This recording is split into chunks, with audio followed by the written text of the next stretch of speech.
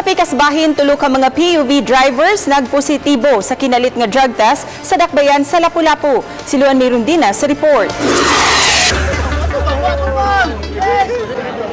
Sa yuganihang buntag, nasorpresa kini mga drivers sa pampublikong sakyanan human mipahigayon og kinalit nga drug test ang mga sakop sa PDEA 7 sa terminal sa Barangay Basak.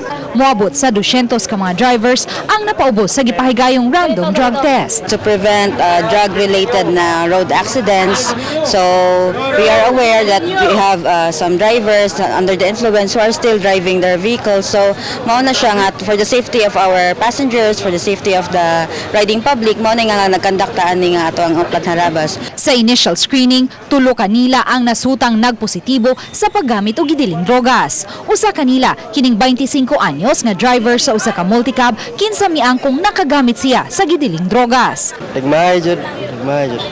O pagkuhan ka lisensya ni, usa na may imong pinabuyan.